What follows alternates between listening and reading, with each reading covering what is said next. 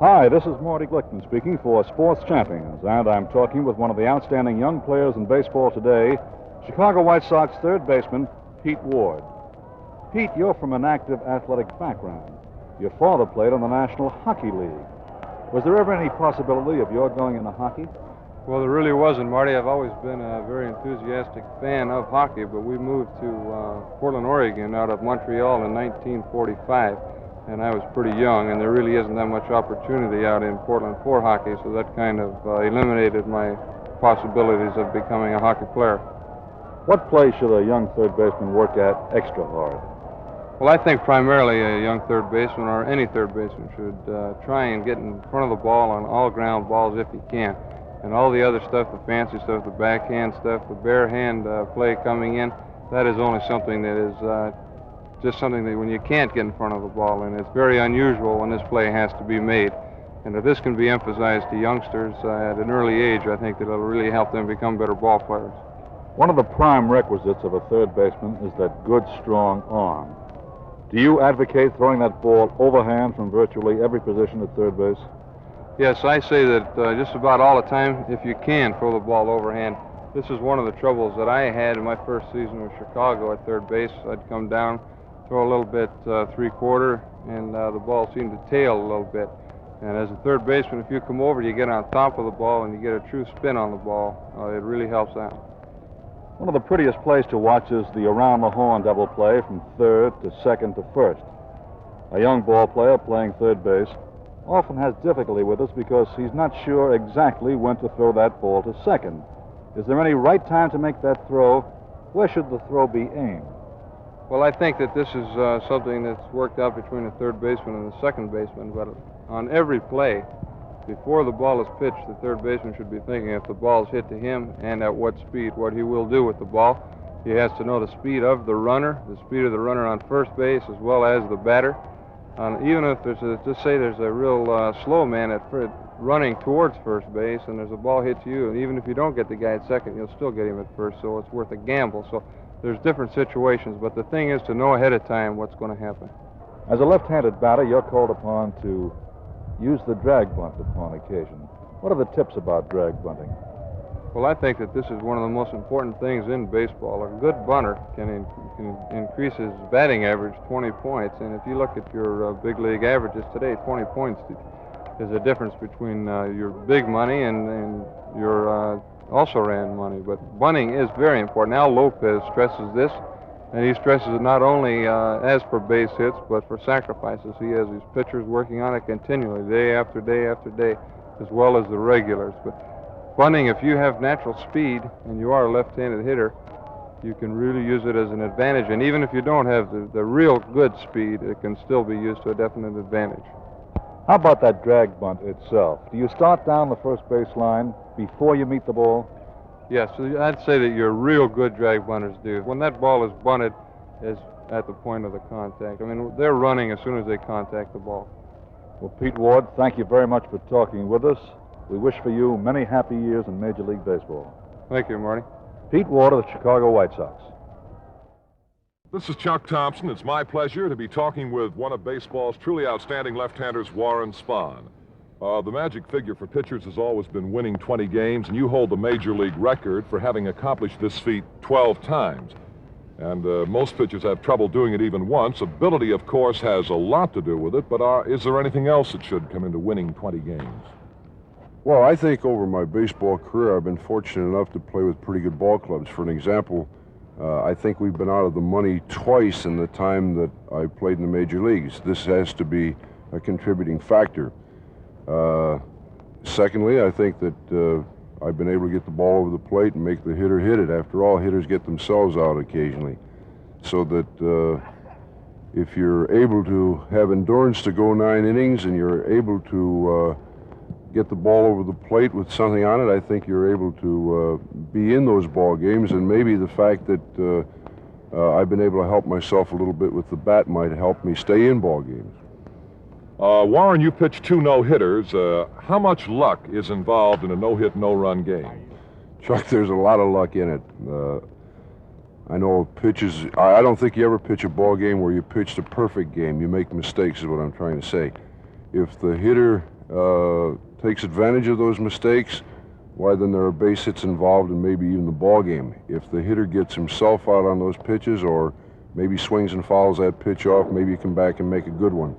So that there's a great deal of luck involved in it. You're at the mercy of the 8 guys in your ball club, that they have to play their game well, and if all these things come out, then you pitch a no-hitter. What would you say, what pitch is necessary for a youngster to master, Warren, before he begins to fool around with things like sliders and sinkers and screwballs or knuckleballs?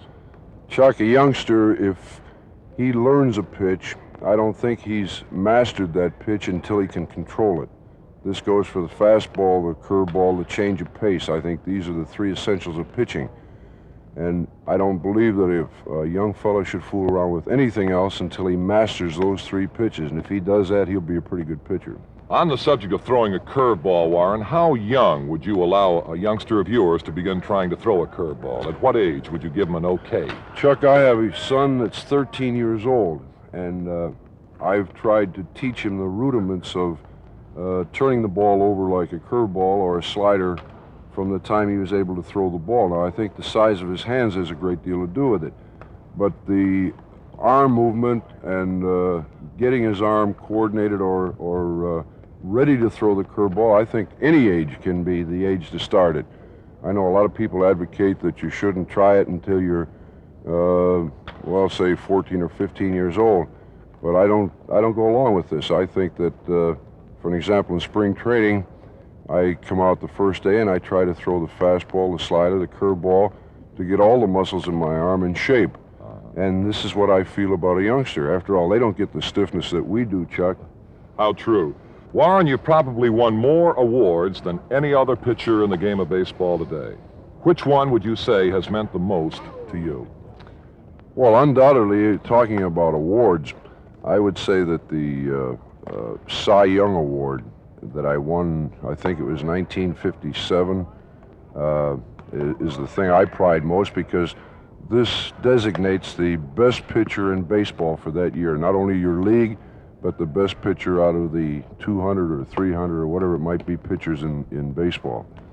Warren Spahn, thank you very much. Okay, Chuck, nice being with you. Hi, this is Marty Glickman speaking for Sports Champions, and with me is Cincinnati Reds outfielder Frank Robinson. Frank, you spent 3 seasons in the minor leagues before coming up to Cincinnati in 1956. Many young ball players would be interested in finding out how you ultimately signed with the Reds. How did it all come about? Well, Marty, I'll tell you, a couple of ball clubs came to me after I graduated from high school, and I just weighed the best offer, and the Reds came up with that. And I also considered that I could make it to the big leagues quicker by signing with the Reds. Frank, did your first season in the big leagues surprise even you? After those 3 minor league seasons, you stepped right into the Cincinnati outfield and hit .290 with 39 home runs, and you won the Rookie of the Year award. Well, Marty, it was 38, but it did surprise me as far as the home runs were concerned, but as far as my batting average and thing concerned, it did not. Manager Frederick Hutchison said, not Hutch, but Bertie Tebbett said he would be very happy at the time if I hit .265 that year, hit 15 home runs, but I felt like I could do much better.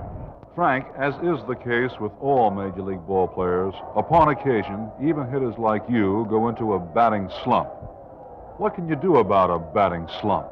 Well, Marty, you really don't know when a batting slump is coming on, but what I try to do after I get in one is figure out what I'm doing wrong. It's usually some little thing that you're doing wrong, and if you can figure it out yourself, you're that much better off rather than listen to a lot of advice. If you were teaching a young ball player how to hit from the very bottom, what are the hitting fundamentals you would stress? Well, the first thing I would tell him to get a bat that he could handle and, like I say, choke up on it, get a nice, comfortable stance in the batter's box, and just try to meet the ball. Don't try to kill it, and don't try to swing the bat too hard until he learns how to hit the ball. Frank, do you try to outguess the pitcher? Do you try to anticipate the pitch he's going to throw? Oh, no, Marty, I don't try to anticipate any certain pitch he's going to throw. Unless I say I have 2 strikes and no balls, 2 balls and no strikes, I mean, and I might look for a certain pitch, or like I have 3 balls and 1 strike, I might look for a certain pitch, but other than that, I don't anticipate. In the batter's box, Frank, some hitters take a short stride. Some hitters take a long stride. What do you suggest? Well, I prefer a short stride myself. I feel like if you have a short stride, you can stay back just a little longer. Plus, you're not off balance, and the change of pace or those off-speed breaking stuff, you can still handle it. In addition to being one of the outstanding hitters in baseball, you're one of baseball's better base runners. How do you get an edge on the pitcher? How do you take a lead? What do you look for? Well, different things. Certain pitchers, they move their shoulder first before they move their foot. Other pitchers move their foot first. Certain pitchers move their head first. So you have to work at that and watch the pitchers, and each one of them are a little different. Frank, one of the great assets that an outfielder has in fielding a fly ball is getting the jump on it. How do you get the jump on a fly ball? Well, usually in the outfield, Marty, you try to go by the crack of the bat, and that's the way outfielders can get a jump on the ball. Frank, you've enjoyed many long hitting streaks down through the years. That baseball must look awfully large to you when you're in the midst of a good hitting streak. Well, there's no doubt about it, Marty. When I'm hitting good, the ball looks real big. I hit just about every pitch and every pitcher that's out there on the mound when I'm going good. Well, Frank Robinson, thank you very much. Frank Robinson of the Cincinnati Reds. Hi, this is Marty Glickman speaking for Sports Champions, and I'm talking with the captain of the Pittsburgh Pirates, second baseman Bill Mazeroski. Bill, you weren't a great fielder all your life. Was this skill at fielding something you had to work hard to attain, or did it just come along naturally? Well, Marty, I think that you have to have a certain amount of ability, but you have to make the most of the ability you have, and I think that when I was a youngster, that all I did was, I lived on a farm, and all I did was I had a brick wall behind the house, and I'd get a rubber ball, and I'd throw it up against the brick wall, and I'd catch it day after day after day, hour after hour. And I think this helped me the most of anything that's helped me in baseball is for my fielding. Just practice after practice on the bumpy ground catching a rubber ball. Well, the most difficult play for the second baseman to make is the double play pivot, and you're one of the very best in the business at making that play. Is there any particular knack to it? Well, there is. I mean, first of all, you've got to get a good throw from the shortstop or the third baseman. But there's a few different ways to make the double play that makes it easy. Now, I step on the bag with my left foot and take a real short crossover step with my right foot and plant it about 2 feet on the other side of the bag with my body leaning towards first base. And then as soon as my foot is planted, I catch the ball while my left foot is on the bag, and as soon as I plant my left foot or my right foot on the other side of the bag, I throw all in one motion. Well, Bill, do you, as the second baseman, seek to know what the pitcher is throwing to the hitter on every pitch? Yes, Marty, I think it's very important to know. But if in case a pitcher is throwing a fastball, you don't move around. We'll say a right-hand hitter is hitting, you don't move around to the right as much. Whereas if he's throwing a changeup, you take a couple steps to the right and watching for him to pull.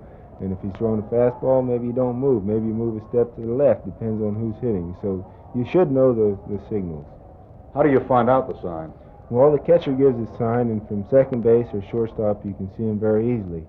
And even sometimes you relay the signs to the outfielders because they want to know what's coming, and in some way you'll give a hand signal to the outfielder what kind of pitch is coming. How do you put the tag on the runner?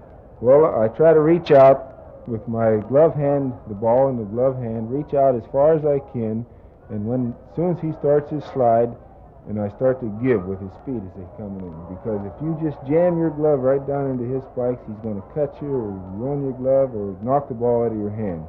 So this way you've got to be real relaxed, reach real out, reach way out, and as soon as he slides and his first contact is made, just give your hand gives with his spikes. And this way he won't knock the ball out of your hand. Sometimes you play back of the shortstop who takes the throw from the catcher. Sometimes you take the throw from the catcher. How do you determine that beforehand? Well, this is on a signal from the shortstop or the second baseman, whoever's giving the signals. and depending on the batter, we'll say a right-handed hitter's hitting, so and he's a pull hitter. So myself or the shortstop will give a signal like a mouth signal. Open mouth is me, and a closed mouth is the shortstop. So I get the signal that I'm covering. So on this pitch, I'm covering. Now on the next pitch, maybe it's a different type of pitch. You're trying to pitch him outside, so it's the shortstop's job to cover, and that's who takes the throw. In case he hits it, you're covered on the side he hits it. Bill Mazeroski of the Pittsburgh Pirates. Hello, everyone. I'm Marty Glickman, speaking for Sports Champions and talking with one of the greatest ball players of all time, Mickey Mantle of the New York Yankees. Mickey, did your dad help you in your days as a younger ball player? Marty, my dad always, the only thing he ever lived for, he said, was to see me play Major League Baseball. So all he would do is live it. I mean, he'd come home from work at night, and he wanted me to be a switch hitter. And he had his father, who was a left-hander, and he and his dad would come out and pitch to me. He'd pitch right-handed to me, and I'd hit left-handed against him.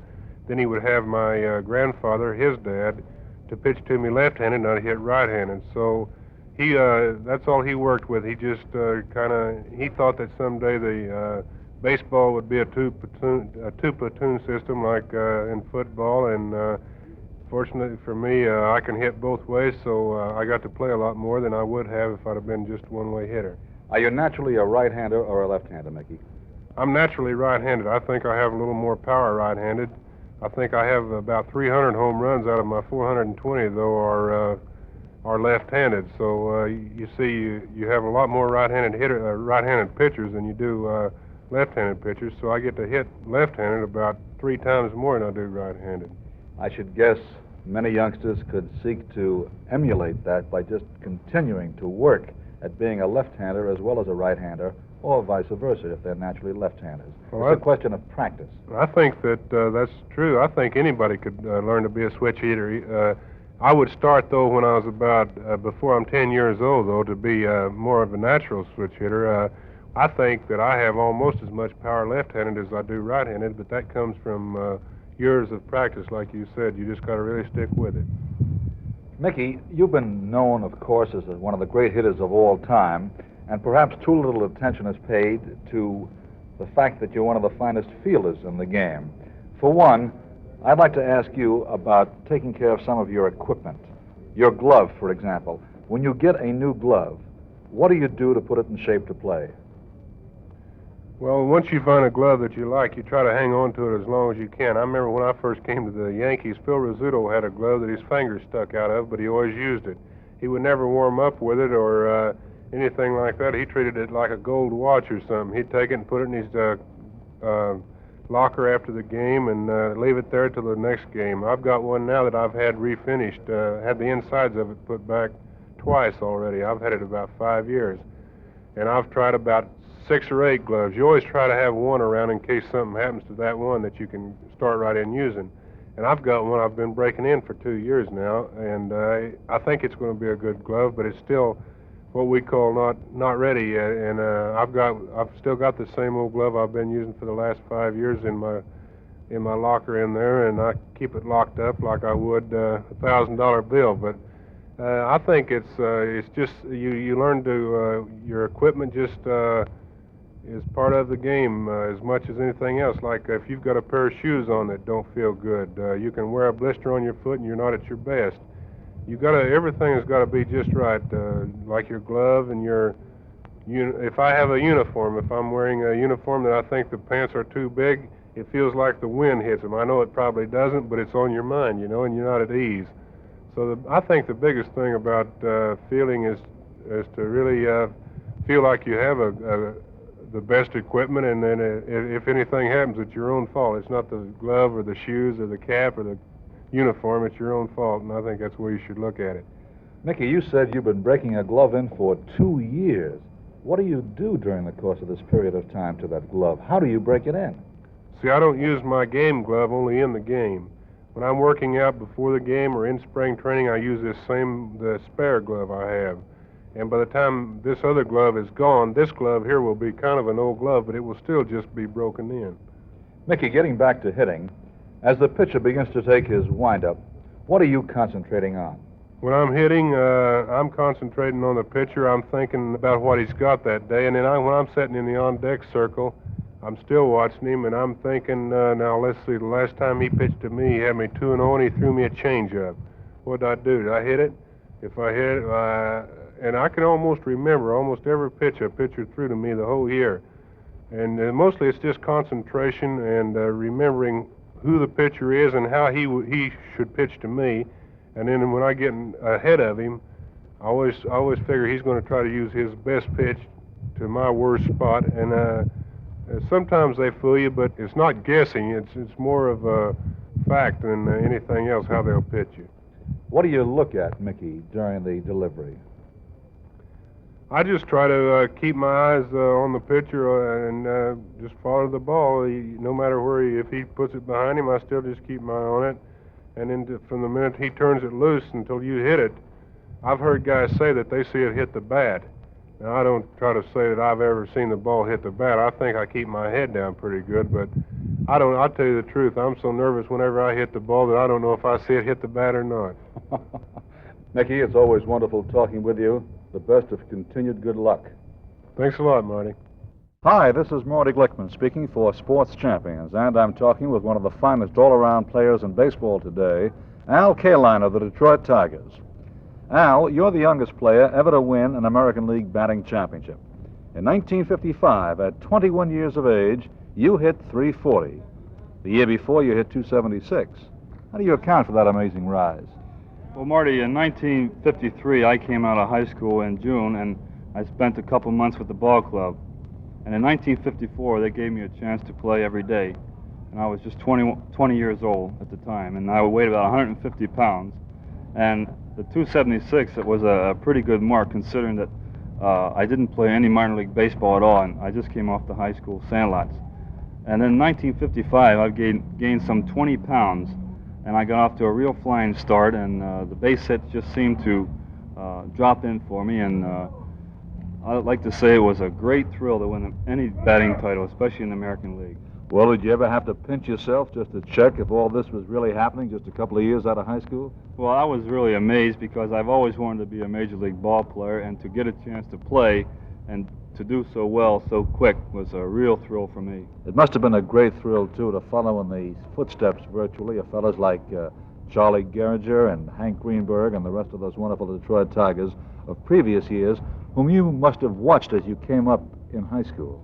Well, yes, Detroit is a great baseball town. They have a great history behind them, and Detroit was my favorite ball club, and to get a chance to play for them was a great honor for me. In your early years with the Tigers, was there anyone in particular who helped you with your hitting? Well, yes, there was. Of course, my father helped me quite a bit. He was a minor league catcher at the time, and he worked with me quite a bit. But the player who helped me the most in the major leagues was Ted Williams, and he did a real great job for me. He talked to me all the time on how he thought at the plate and what situation to look for different type pitches and everything. And by just listening to a great hitter like Ted Williams was a great thrill for me. What can a young man do to help perfect his batting swing? Well, I think if they would just stop worrying about hitting the home runs too much now. Learn to hit the ball first of all. As they get older, and they'll get stronger, and the home runs and the long balls will automatically come to them. But learn how to hit the ball correctly first. By this I mean if the ball is pitched outside, try to hit the ball to right field or to left field. Don't go up there and swing in as hard as they can, trying to hit the ball over the fence every time, because there's few men that can hit the long ball. And this is my saying to young kids, go up and learn the fundamentals of hitting first, and then as they get older, they'll get stronger and the long ball will come. Al, you're also one of the outstanding defensive outfielders in baseball. As a young ball player, was there any one phase of outfield play that you concentrated on? Yes, there was line drives hit directly at the outfielder, I think, is the toughest play. And the only way you can overcome this and learn how to make the plays is continually practicing this play. And when I came up to the big leagues, of course, the hitters would hit the ball a lot harder than anybody I've ever seen in high school. So I would have to go out and ask one of the coaches to continually hit the ball hard at me so I could try to adjust and make the plays. And I think defensive baseball is the most important phase of baseball. Learn how to make the right plays and learn your position as good as you know how. Al, you're certainly an inspiration to many of the youngsters around the country who want to play in the big league someday. You did it at the age of 18, and you've developed into one of the top stars of the game. Al Kaline, thank you for talking with us. Thank you very much, Marty. Hi, this is Marty Glickman speaking for Sports Champions, and I'm talking with power-hitting first baseman Jim Gentile. Jim, you've established yourself as one of the outstanding home run hitters in the game, but it was a long, hard road to the majors for you. You spent years in the minor leagues, and you had some big years there, too. It must have been discouraging for you. Yes, it was, Marty. 7 years in the Dodger organization and never getting a real chance to play in the big leagues. I was wondering whether I was ever going to make it or not. Well, I think that's a mighty good lesson for the youngsters. You had a rough time of it, but you persisted, you believed in yourself, and you eventually made it. Your being in the major leagues must provide you with tremendous satisfaction. You're known as a power-hitting first baseman, yet you're one of the finest fielders in the major leagues today. What are some of the fundamentals about playing first base? Well, Marty, I think the main thing to learn, you have to learn how to play the bag. It takes time. You can get out there and you got to learn how to move your feet around, how to shift your feet on first base and be ready for every throw from shortstop or third base or second base. And another thing on ground balls, you have to know your hitters. You have to be able to stay down. You have the bigger glove, so you can be more of a one-handed first baseman than you can be if you played second or short. So I think the most that the young boys should do is just practice ground balls and practice shifting their feet on first base. When you catch the ball in your first baseman's mitt, where in the mitt do you try to catch it? Well, you try to catch it up in the webbing, and you can handle the ball better when it's up there in the webbing. Do you keep your forefinger out of the glove, as so many first basemen do? Yes, I do. I feel that you can handle the glove better, and it keeps from getting you a bone bruise catching these hard throws from the shortstop and second baseman. Well, you're basically known as a real power hitter, and you're the only hitter in the history of the major leagues to hit 2 consecutive Grand Slam home runs. You did that back in 1961. Do you recall the incident? Yes, I do, because Mr. Richards was managing the ball club, and the first time I got up, I was facing Ramos, and he had me 2 strikes before I could turn around. So I said, well, geez, I just want to hit this next pitch, and he tried to throw a high fastball by me, and I just tried to get it to the outfield, and it just kept going over the center field fence, and it was my first Grand Slam in the big leagues, and I was real happy about it. Well, then you stepped into the batter's box the next time around. The bases were loaded once again. What were your thoughts at that time? Well, exactly the same thing. I said, I better just hit it. I don't want to strike out now after hitting a Grand Slam, and Paul Giel was pitching, and he threw me a screwball that didn't break, and I swung, and again I was surprised. The ball went farther than I thought it was going to go, and when I got around home plate, I wasn't thinking too much about it. I was real happy, and Mr. Richards just walked up and said, I don't think that's ever been done before, son. Jim, do you agree with most long ball hitters that when you swing for distance, you don't necessarily hit the ball as far as when you swing just to meet the ball? Yes, Marty, I think so. It's just like I said in 1961, when the bases were loaded, I just tried to hit the ball, and I felt like I just took a nice, easy swing, and the ball went farther than I thought.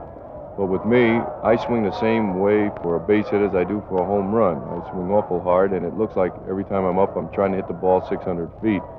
Through the years I've been playing, everybody says, the fence is only 340 feet away, don't try and hit it 600. But it's the way I swing, and it just looks like I'm trying to overpower the ball all the time. Do you recommend that young ball players then continue to hit consistently every time out? Well, I think it really depends on the boy, how big and strong he is. When you first start out, I think the hardest thing is to find a bat that you can handle. There's so many theories where some boys like to use a real heavy bat, other boys like to use a light bat. And I think it goes by your size and what you can handle. And as you get older, you sort of figure out, and it sort of shows whether you're going to be a long ball hitter, whether you have power, or whether you're going to have to be a line drive hitter and go for 300. And I think as the boys get, say, from 12 on up, they start to know what kind of hitter they're going to be. As you play first base defensively, I'm told that perhaps the toughest play you have to make is that double play combination from first to second back to first base. Yes, it's a tough play, but it hasn't been too tough for me. My toughest thing is that slow hit bunt.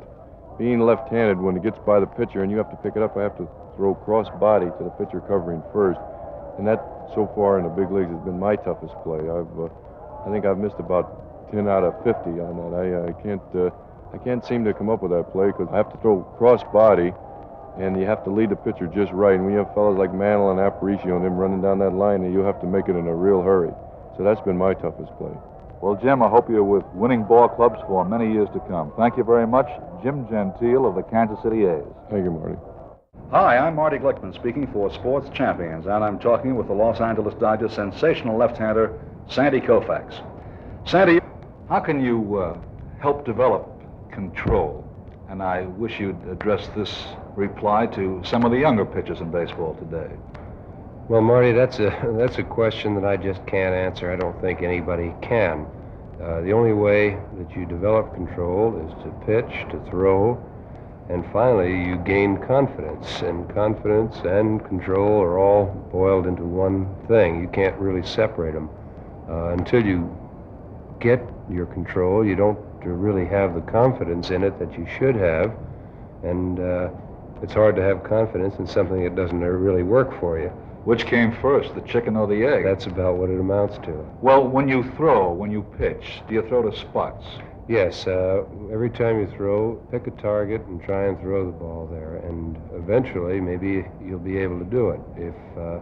If you just get out and throw, well, I think you're going to have a control problem all your life.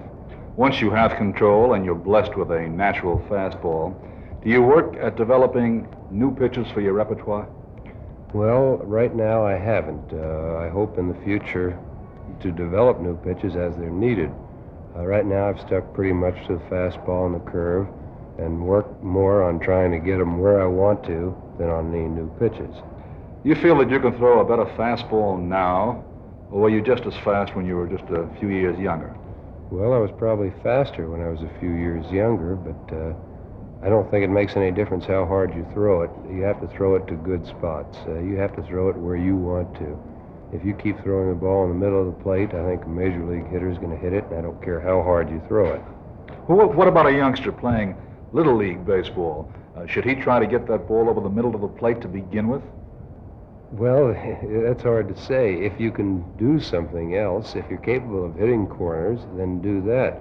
But you have to throw strikes. You can't walk a hitter. Sandy, they tell me that you're also a fine fielding pitcher. Are there any points of advice that you'd make in order for a young pitcher to improve his fielding? The only thing I can say about fielding is to be ready. You have to be ready to field the ball. I don't think that any pitcher should try and finish up in a position to field the ball if it's going to hurt his effectiveness as far as his stuff or his control. You have to throw naturally, and you can't change that, but you have to be ready to field the ball at all times. Younger pitchers in baseball seek to strike out every hitter they face. What do you have to say about that? Well, I think possibly this was part of my control problem. The big difference is when I first started to pitch, I think I may have done that. I think I tried to keep the hitter from hitting the ball. Today, I think I'd rather have the hitter hit the ball, hit my pitch, but hit it at the shortstop on one or two hops or pop it up. And I think this is one of the things that enters into a control problem, is trying to keep the hitter from hitting the ball. I've heard many pitchers say you want the hitter to hit your pitch. Just what is your pitch? It's a different pitch every time with every different hitter, but it's the pitch that you feel is in a spot, or the pitch, a certain pitch, that you feel he's not expecting. So in other words, to put him at a little bit of a disadvantage. You don't want him to get the best swing he can possibly have at it. And the way you get a hitter to hit your pitch is trying to get ahead of him. Now this puts him a little bit on the defensive instead of being on the offensive at the bat. Do you have a set strategy then before you face any particular hitter?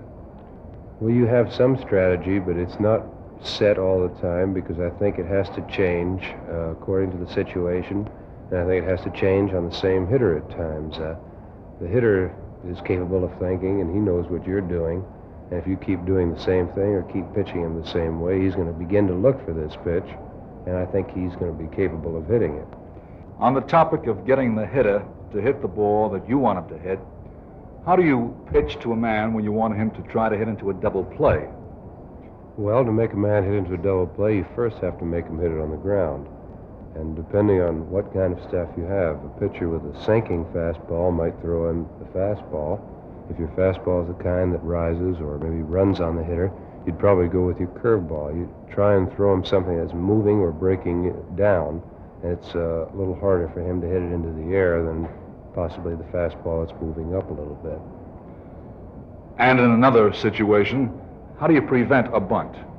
Well, the hardest pitch to bunt is the high fastball, and it's really impossible to prevent it. You can only make it more difficult. Sometimes you get a man to pop it up by throwing him a high fastball, but you try and throw him fastballs when the bunt is in order and try and keep him up a little bit to make them tougher for him to handle so that he can't get down such a good bunt. Sandy, when did you start to play baseball? Well, I started when I was very young. I never played in any organized baseball, I guess, until almost in high school. I think I played 1 or 2 years of sandlot baseball in New York, where I went to school. And I went to high school and played there, and I played in college 1 year before I signed with the Dodgers. Did you always aspire to be a pitcher? No, I didn't, but I found out I couldn't hit at a very young age, and that was the only place to go. Thank you very much, Sandy Koufax. Thank you very much, Marty. Hi, this is Marty Glickman speaking for Sports Champions, and I'm talking with a man who has provided me with more baseball thrills than any other ball player, Willie Mays of the San Francisco Giants. Willie, one play of yours in particular comes to mind. In the 1954 World Series against Cleveland, you made a catch on a drive hit by Vic Wertz, which has been called the fielding play of all time. How did you ever reach that ball?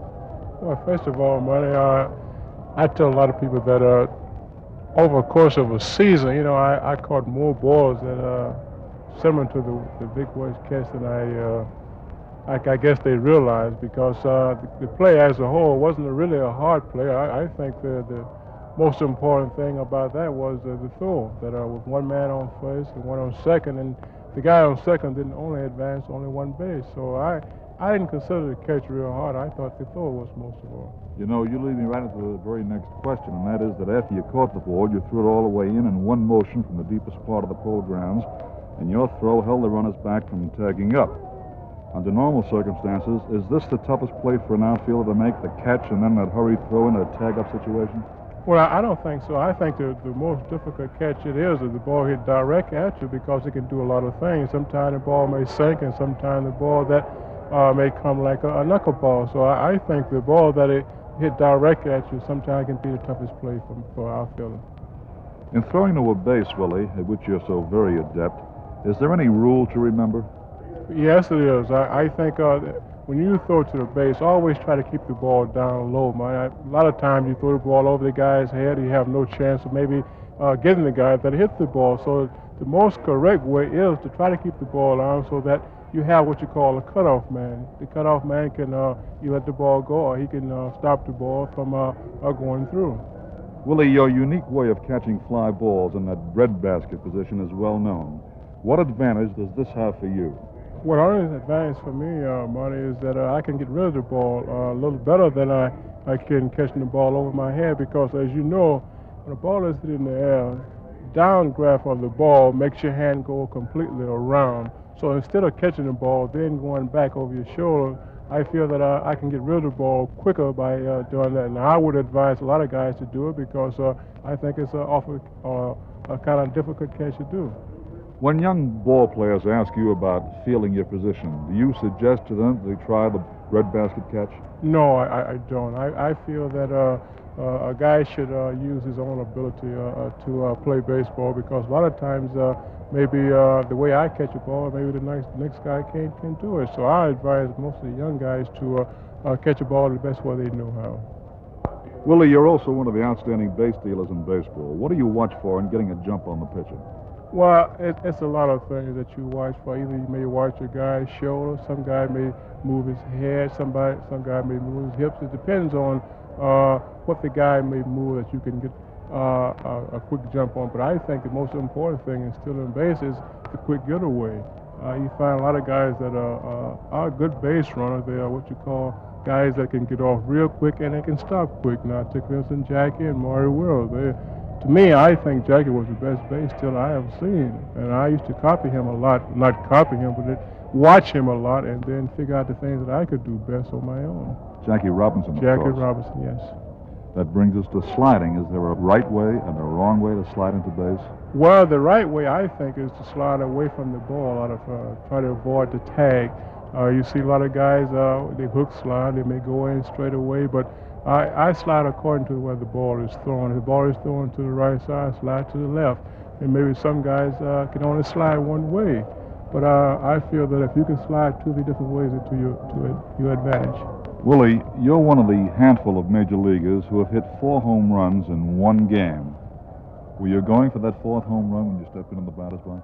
Well, I've been asked that a lot of times, but I feel this: when you hit 2 home runs in a ball game, it seems like you're just about through, because it's quite a few ball players only hit 2 in one game. But when you hit 3, you don't look for the 4th one. I feel that a lot of times when you hit 4 home runs in one game, that had to be my best game during a career of 64. Either what year I hit the home runs in, I don't know. But I feel that if a guy can hit 4 home runs in one game, it should be a real contributor, because there's only about 10 or 11 guys have went through that motion, I think.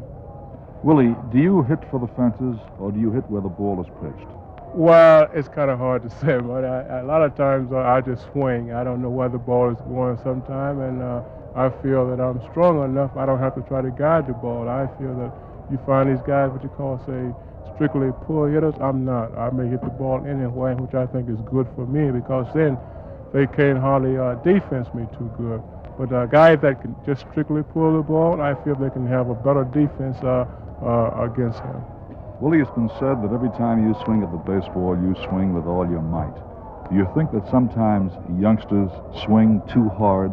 Oh, I definitely do. The correct way, I think, is just have a level swing and try to hit the ball solid. If you're strong enough, you're going to hit the ball out of the ballpark. Then again, if you're not strong, it doesn't matter how you swing, you're not going to hit out the ballpark. Willie Mays of the San Francisco Giants, one of the most exciting baseball players of all time. Thank you, Willie. Hello there. I'm Marty Glickman, speaking for Sports Champions with one of the great left-handers of the game, Whitey Ford. Whitey, for a long time, one of your strong points in pitching has been your control. How can youngsters develop control in pitching? Well, Marty, I think some boys are born with good control. I think I was. I've never had a bit of trouble, even in high school. I think the reason I had good control, I was just talking with another pitcher over there, Ralph Terry, about the same thing, and I played first base all through high school, and I think that might have helped me. I just concentrated on throwing the ball straight, and then when I did become a pitcher, I had good control right off the bat. But I think a young boy, 12, 13, is just going to have to throw and work at it as much as he can, and not worry about throwing curveballs and screwballs and knuckleballs. I've had little leaguers ask me how you throw a knuckleball, which I don't know how to do, and a screwball is another pitch I don't know how to throw. But I think they should just concentrate on throwing the ball straight, getting their arms strong, and practice their control. When you practice control, do you throw to spots on the receiver? I think that comes later on. In the minor leagues, I know even my first 2 years, our managers told us, don't worry about pitching the corners, just try and throw strikes. And then when you get to the major leagues, or maybe AAA baseball, then you start throwing to spots. And that's when you get 2 strikes on a hitter. You don't start doing it the first pitch to a batter. You usually wait till you got 2 strikes on him. Maybe you're going to try and strike him out if you can. And that's about the only time you really pitch to spots. One of the things that you're noted for as a pitcher is that wonderful pick-off move that you have. Can you tell us a little bit about it, Whitey, how you developed it, what you look for, how it works? Well, I never had a good pick-off until 1956. In 1955, Casey Stengel got after me about it, saying I should work on it. So I looked at a couple of fellows in our league that had good moves. Bill White, for instance, had a real good one. Warren Spahn, who I'd seen in the spring training, had a real good one. So we went to Japan that year, and most of the games over there we got ahead by a few runs early in the game, and every time a man got on first, I'd work on that pickoff, and by the time we come back here in 56, I had a pretty good one, and it helped me quite a bit. But the whole thing is, it's mostly your head is the biggest thing with a man on first. You have to deceive him with your head and your foot, and you have to give him the idea that you're going home with that ball, and that's the only way to really get a good move. Also, I think you should not only have a good move to first, I think you should have a good move to second and possibly third if you want. In the move towards second base in particular and to third, are you in coordination, or do you watch closely the catcher or another infielder? Well, usually I'll give it to Tony Kubek or Bobby Richardson or Clete Boyer if we make it at third, and it's a time play. They see when I do a certain thing with my glove that maybe the count will be three. At the count of three, after I've done that, given that sign with my glove, that ball will be on its way over to third or second base. So it's a time play, and I give them the sign for the pickoff, and they'll answer me, so nobody will get mixed up. It's been said that too many young pitchers try to overpower hitters by throwing too hard. Well, if you got a hard fastball, it's almost it's just a normal thing. I think you're just going to try and throw that ball as hard as you can. And I like to see young pitchers that can throw hard, and not worry about their control, because speed can make up for a lot of mistakes with your control. If your control's a little off, that extra speed, you might throw a ball right down the middle of certain hitters that the average pitcher couldn't do, but with that little extra speed, he can get away with it, maybe make him pop it up or make him miss it completely. But I like to see young pitchers throw as hard as they can. Whitey, thank you very much, and continued success in that New York Yankee uniform. Thank you, Marty. Hi, I'm Marty Glickman, speaking for Sports Champions, and I'm talking with one of the top right-handed pitchers in baseball, Don Drysdale of the Los Angeles Dodgers. Don, it seems like only yesterday that you were a 19-year-old youngster breaking in with the Brooklyn Dodgers back in 1956. I won't forget that first start of yours against the Phillies. Well, that's right, Marty. I think that possibly every youngster, when they get up to the major leagues, and every pitcher remembers the first game that they probably have won in the major leagues overall, more than a lot of other games that they've pitched. And I certainly do remember that night in Philadelphia. It was quite interesting to me. It's probably the last time I've ever done this, because the first three hitters that came to hit against me they were Richie Ashburn and Frankie Baumholtz and Solly Hemus, all three left-handed hitters, and I struck all three of them out in the first inning, and that's probably the last time that I've struck out three left-handed hitters in a row. For young pitchers, how can they go about developing control? Well, actually, I started in Vero Beach, Florida in spring training. I just said that I'm going to try and groove myself by not throwing too hard. In other words, at full velocity all the time. And I would work myself into this groove. I would remember every time I would release a pitch, whether it would be a fastball, curveball, or changeup, remember the exact release point and remember how I did each pitch. If one pitch was high, remember how I released it. Why was it high? In other words, there has to be a reason for everything. And this was the biggest thing. The groove, a pitching groove, is the greatest thing that a pitcher can have. And then you start, after you get in shape, then you start throwing a little bit harder, but your groove is already there. And once you get your groove there, and then you come back to your almost full velocity, why, then you're ready to go. What about young pitchers in baseball today? When should they start to develop a variety of pitches? I would say that, speaking for youngsters, before they enter into professional baseball, I would recommend them just to throw good, hard fastballs, because I know today that everyone's looking for a good pitcher that can throw hard. And if you don't have it, why, it's a little tough.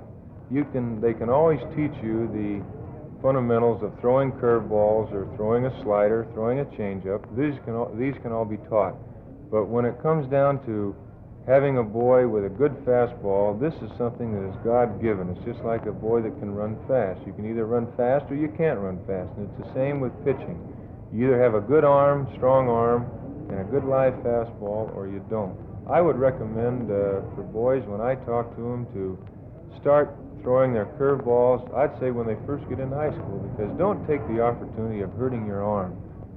9 out of 10 boys anyway don't know the proper way to throw a curveball, and a lot of them don't warm up right, and all of this enters into you might say they're bodybuilding at this time when they're coming into high school. And things like this should be taken into consideration, and work on the fastball and build yourself up for a good fastball, because believe me, these other things can be taught. What are some of the fundamentals of throwing a good curveball? Well, the basic fundamental of throwing a good curveball, you've got to have a good loose arm. You can't stiffen up on the curveball, and you've got to have a good supple wrist. And the ball rolls out over your top two fingers. But in illustrating this to a young boy, it's a little hard for them to grasp it right at the time, because the wrist is bent in such a manner that I think it's hard for them to believe that you really bend your wrist in this manner to throw a baseball. And to throw a curveball the proper way, this is what has to be done. Thank you very much, Don Drysdale of the Los Angeles Dodgers. Thank you, Marty. Hi, everybody. This is Ernie Harwell. We're going to talk with one of baseball's outstanding sluggers, and one of the few men in the history of baseball to hit 4 home runs in one game. He's the very personable Rocky Colavito. Rocky, they don't call you Rock the Sock for nothing. When you tag a ball, it really travels. What kind of food did you eat as a youngster, anyway? Well, to be truthful, Ernie, I got as much Italian food as I could get, because I really love it. I'm one Italian that really likes Italian food. No wonder you got so big and strong. You're a genuine heavyweight. 6'3", 195, and it's easy to see where you get plenty of muscle behind your drives. But is it really muscle, or is it finesse? Well, Ernie, I think it's mostly a little finesse, and of course you have to have a little certain amount of strength and a little wrist action, and I think it's a combination of a few things, including a very important one is coordination. When you talk about wrist, Rocky, some fellas seem to be born with strong wrists, but what about the kids who aren't that fortunate? What can they do to develop their wrist action? Well, Ernie, what I did was I squeezed a rubber ball all winter. I still do it. I started after the holidays, and I do it for about 2 months before I get down here. And I think it builds up my wrist and my forearms. What would you say is the best way to develop your throwing arm if you're a youngster without a very strong one?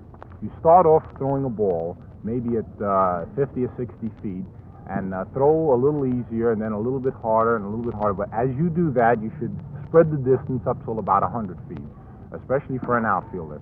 And when you get there, try to throw the ball to the fellow you're throwing with about the height of the letters on his uniform. One of the things that comes with experience, Rocky, in playing the outfield is throwing to the right base in different situations. Is there any cardinal rule that applies to this phase of the game? Yes, there's one real cardinal rule, and that's keeping the ball low enough that your cutoff man can handle it.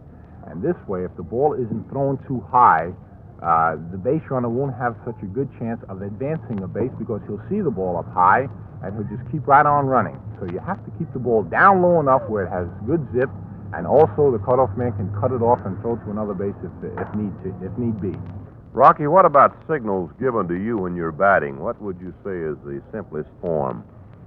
Well, Ernie, simple. That's a hard question to really answer. We have a take sign, and a fellow like me usually has a chance to hit most of the time. I mean, I get a take, and I get an occasional sacrifice bunt, but not too often, so I don't have too much difficulty with those things. Well, now that we're back on that subject of hitting, you've always had the reputation of being a good fastball hitter. Did you have a good teacher, or what's the story behind that? Well, I think the fastball hitter goes back to one of the original questions about the coordination and timing and reflexes and finesse. To be a good fastball hitter, you got to be quick. You got to have quick, strong hands, and you got to be able to wait and hit the ball at the time when it gets there. And of course, when you're waiting on that fastball, you must be quick. So that's the most part about fastball. It's a blessing in a way. Well, Rocky, we're sure that you know what you're doing, because you've had some big days with a bat since you broke into the majors. Now, in your opinion, which one actually was the biggest day? Well, Ernie, I'd have to say the 4 home runs in one game on June the 10th, 1959 in Baltimore was the best day I've ever had at the bat. And I think a close second is the day in Washington when I hit 4 home runs in a doubleheader, because that ballpark is also very large. You've been hearing from that fine outfielder, Rocky Colavito. Thank you, Rocky, for talking baseball with us.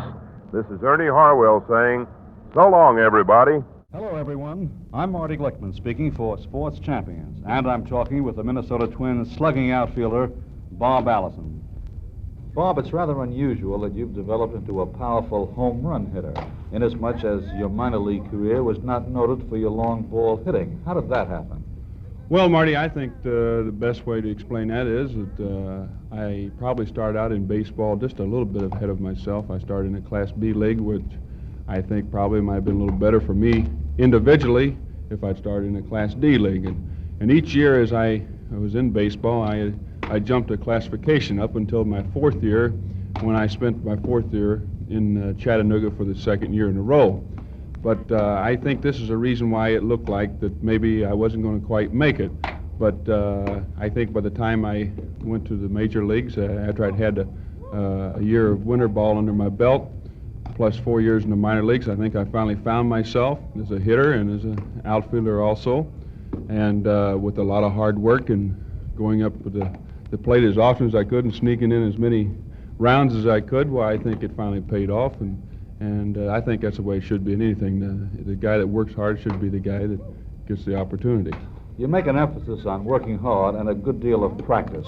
Do you think that is the particular goal for most young athletes, to get as much time in that batting cage or in the batter's box as possible? Yes, this is true. Of course, in baseball, you should not only work on your hitting, you should work on your fielding, too. This is very important. And the ball player that only hits and doesn't field, or the ball player that only fields and doesn't hit, isn't the ball player that baseball people are looking for. They're looking for the all-around player who can do both, and also the player that can maybe play 2 or 3 positions, because you're more valuable to the ball club in this manner. Would you say that one of the biggest problems for younger ball players is trying to swing too hard or too fast? Well, I don't know quite what you mean by too fast. Maybe that's because you swing too hard. But I would say that one of the biggest problems is the boy going up to the plate and probably swinging too hard, but also, which is very important, a boy wants to go up to the plate and have a comfortable stance, what is comfortable to him, and then swing from there. You don't want to go up and try to hit like another ball player hits or something like this, because maybe your body is not adapted to this type of a position. So as I go up to the plate, well, I try to have a comfortable stance where I feel like I'm relaxed, and of course, then I try to let instinct take over from there on. In other words, they say you play like you practice, and so you try to practice like you think you should, and then, like I say, you let instinct take over from there. Bob, you're known as one of the better all-around outfielders in the American League.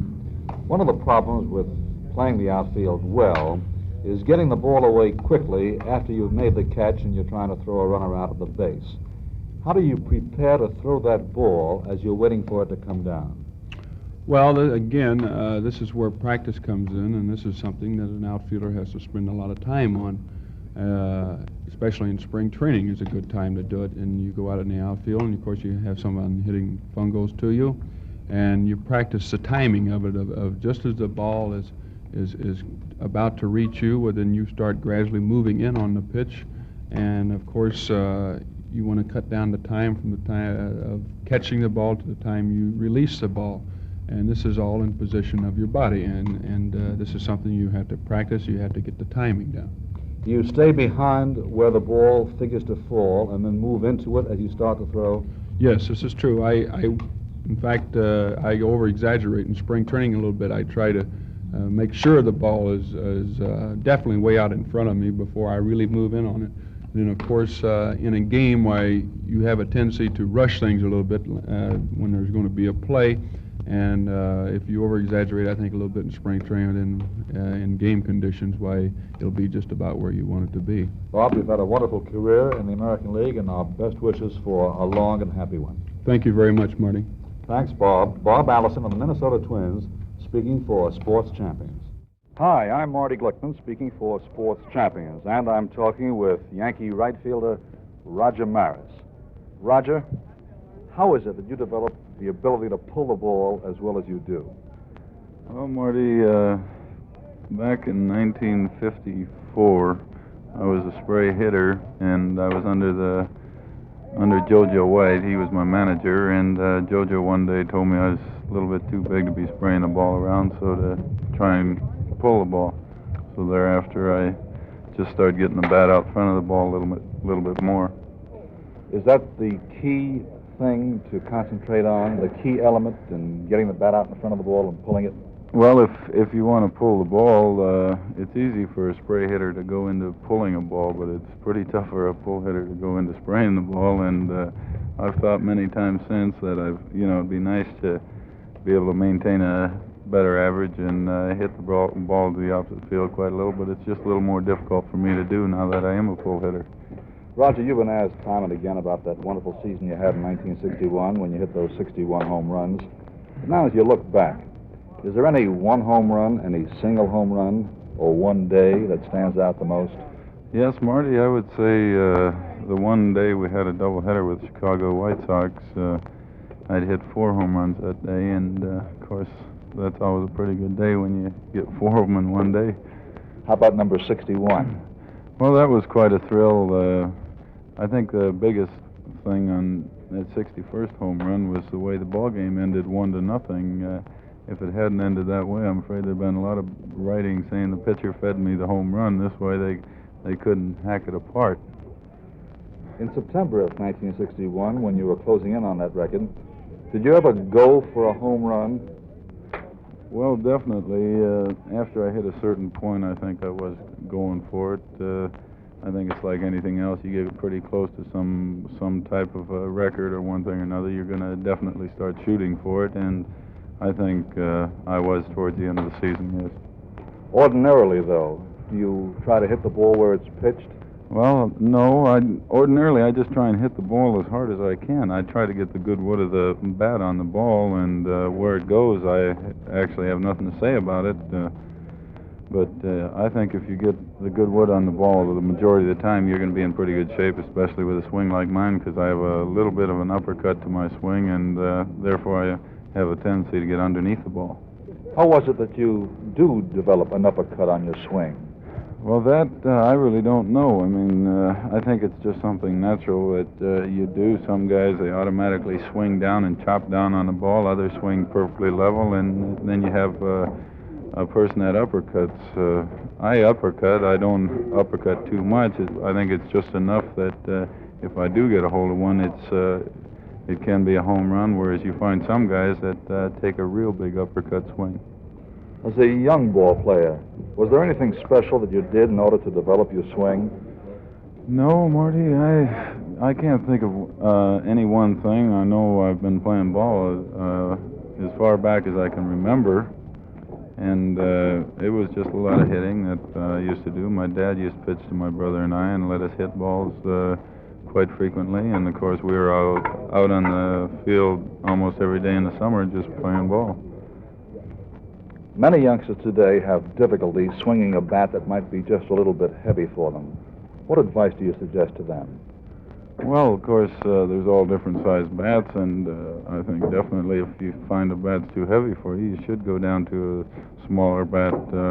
I find times right now when I usually use a 33-ounce bat, and once in a while I'll jump up to 35-ounce bat. It just depends how I'm feeling and what time of the year it is, whereas I feel strong at that time or not. Where do you hold your hands on the bat? Well, generally I try to get just off the knob where I might have a half-inch in between the knob and where my hand is, but I find myself a lot of times unconsciously slipping all the way down on the knob, too. Most young baseball players want to hit that ball long and well. What can these young ball players do to help develop the strength, the muscular ability to hit that ball long and well?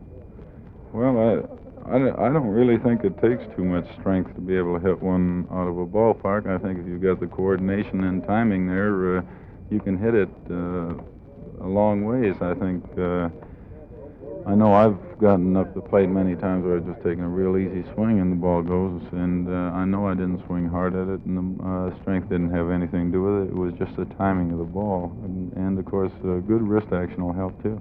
You bring up a most important point, Roger. So many young ball players try to swing too hard. Well, definitely, that can hurt you. You have your big swingers and you have your short swingers. Now, you take, For example, Mickey swings real hard, and he hits the ball. And there are very few ball players in baseball, I think, that can take a real big, hard swing like Mickey does and be able to hit the ball. Now, myself, I don't take a big swing, and when I do, I don't hit. I have to take a shorter swing and just rely on the good contact. Roger Maris, thank you very much. Roger Maris of the Yankees, one of the great all-around players in baseball. Hi, this is Marty Glickman speaking for Sports Champions. And I'm talking with the Chicago Cubs home run hitting star, Ernie Banks. Ernie, I checked the record book of past performances, and it says that you hit 44 home runs in 1955, 43 home runs in 1957, then 47 home runs, 45, 41, and so on. And you're listed as a 6 foot 1 inch, 180 pounds. You're certainly not built along the lines of a big slugger, yet you're considered to be one of the top home run hitters in Major League history. How do you do it? Well, Marty, when I first joined the Chicago National League Cubs back in 1954, there was a great power hitter by the name of Ralph Tanner on the ball club, and Ralph taught me a lot of tricks about hitting the ball into left field and knowing the pitches and what have you. And I developed a style of what they call a wrist hitter. And of course, with a lot of practice, I think this is one thing that helped me a lot. And I don't necessarily try to hit a home run. I just go up there and try to meet the ball and get a base hit, and sometimes it goes out of the ballpark. What we'd like to know, particularly for some of the younger ball players, is some of those tricks that you learn and some of the tricks that you use. You call yourself a wrist hitter. What's the difference? Well, the difference is that I can wait a little longer on the pitches up at the plate. Therefore, I have better timing and faster wrist and quick hands. Of course, I think all of us, when we try to hit home runs, we somehow become uncoordinated and off balance on a lot of swings. And I'm the type of hitter that I have to wait for the ball and more or less hit the ball where it's pitched and try to meet it and get a base hit. I think when you try to hit a home run and swing hard, you take your eye off the ball and you don't follow it as well, and your timing is a little bit off. But I think just watching the ball and trying to meet it and get a base hit, you become more successful as far as home runs are concerned. What can a young ball player do to develop his wrists, Ernie? Well, practice more or less, do a little weight lifting occasionally, to strengthen the wrist.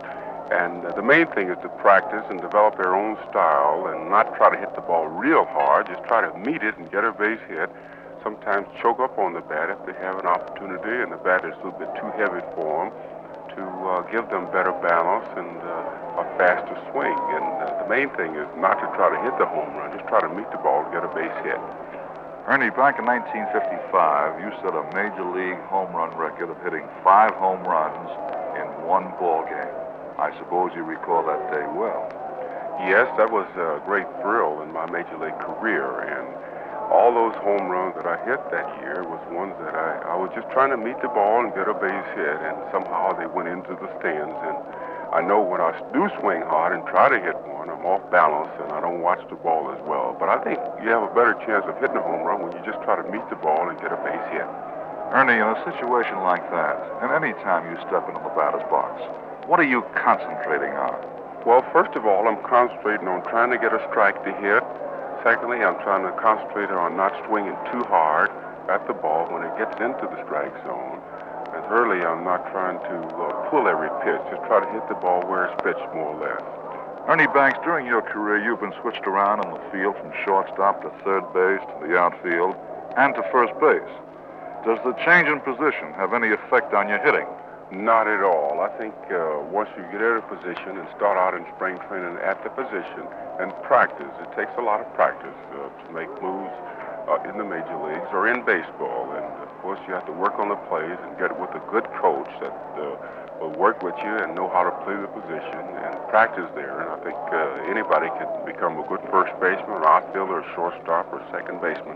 But the main thing is working with your coach and practicing each day. What would you suggest to a young ball player in developing his own stance? Well, I would say just get up at the plate and try to get in a comfortable position. Try to keep his arms away from his body. Use a very light bat, a bat that he can swing very fast. and just try to meet the ball and get a base hit and play as hard and be a clean sport and no arguing with umpires, because we know that they're out to do a job and they're calling the ball game and be a real good sport. Ernie Banks of the Chicago Cubs. Thank you very much. Hi, this is Marty Glickman speaking for Sports Champions, and I'm talking with one of the top third basemen in baseball, Ken Boyer of the St. Louis Cardinals. Ken, is it true that someday the Boyer family will take over baseball? Marty, I don't think that there's any plans in that direction. I certainly hope not. What can a young baseball player do to improve his throwing arm? That's pretty tough. I don't know. I've heard fellows say things that work for them. For instance, Harry Walker, a fellow that used to be an outfielder here, told me that as a kid he couldn't throw the ball across the room. And his father had been a major league ball player, and he encouraged him each day to throw a little further. And he finally made it to the major leagues as an outfielder. And he said just on the strength of each day throwing a little further, with a little more determination to get a little more velocity on the ball and to try to strengthen his arm, he claims that worked for him. I've heard other fellows say the same thing. I've never had the problem of having a weak arm, so it's something I've never had to work at. But just listening to other fellows, I think that could work. Many young ball players who play third base are confused as to how to best play that position. Appropriately, it's called the hot corner. Sometimes you're charging in, expecting a bunt, and they whistle one right by your ears. What are your tips to young ball players on how to play third base?